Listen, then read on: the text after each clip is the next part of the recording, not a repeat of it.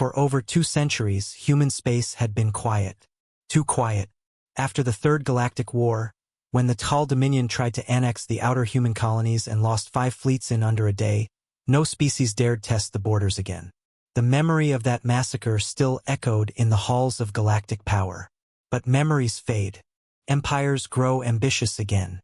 And fools rise to command. Fleet Marshal Gorvak of the Brannick Empire was one such fool. "They're just Terrans," he scoffed in front of the Galactic Assembly, his tusks vibrating with arrogance. "Their silence proves their weakness. They bark once, then crawl back to their little blue rock." Silence fell over the assembly. No one laughed. Not even the Creel, known for their love of war. Not even the Sonari, who had once believed themselves gods, until they sent probes into Sol and never heard from them again. But Gorvak didn't listen. His empire, drunk on recent conquests, believed it was time to claim what no species had dared.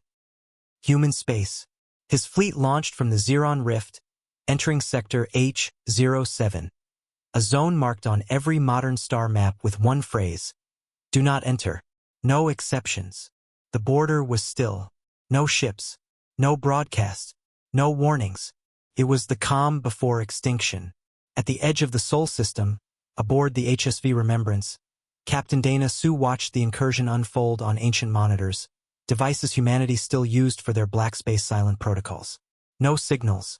No energy surges. Just cold observation. "Brannick ships confirmed," said Lieutenant Imani.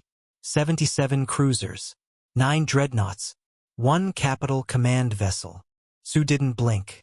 "Engagement protocols?" "Green." They crossed. They knew.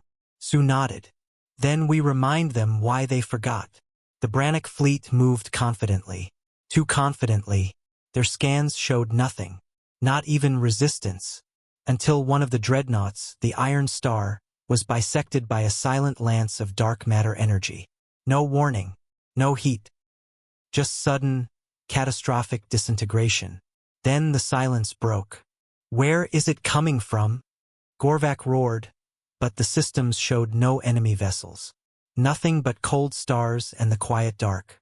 One by one, Brannick ships began to vanish. No explosions. Just deletion. Gorvak's command vessel began to spin in panic, shields raised, weapons armed, but still blind. They fired blindly into the void, plasma arcs and ion blasts lighting up space like a desperate flare. That's when the HSV Remembrance uncloaked. Not in front of them. Behind them, Captain Sue stared through the viewport, expression flat. "Send the broadcast." Lieutenant Imani flipped the switch, and across all Brannick channels, a simple human voice echoed. "You have entered forbidden space. This is your only warning." The Brannick fleet fired everything they had. It didn't matter. Human ships emerged, not many, but old. Ancient models thought decommissioned. But each one bore upgrades unknown to the galaxy. Weapons that bent light. Hulls that shimmered with time displacement tech. Crewed by veterans of wars that history books had long redacted. In 7 minutes, the Brannick fleet ceased to exist. Word spread like wildfire. Ships fleeing the scene were allowed to escape. Deliberately. Within days, the footage hit the Galactic Assembly's secure net. A compilation of shattered ships, silent human vessels hovering like reapers, and the final moment. Gorvak's face as he realized the cost. Ambassador Velik of the Creel addressed the chamber. "We warned you. Humans do not bluff.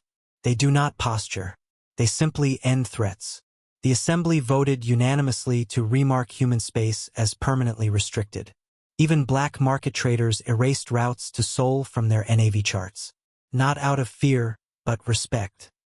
And the weight of the warning. Centuries ago, Earth had burned. Colonies had fallen.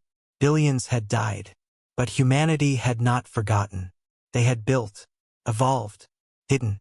Not out of fear, but to ensure that when the next threat came, they would never have to explain themselves again. Now, as their ships drifted silently across the borders, cloaked in generations of vengeance, the galaxy remembered. Not because humanity shouted, but because when humanity speaks now, it's with fire, and no one forgets fire.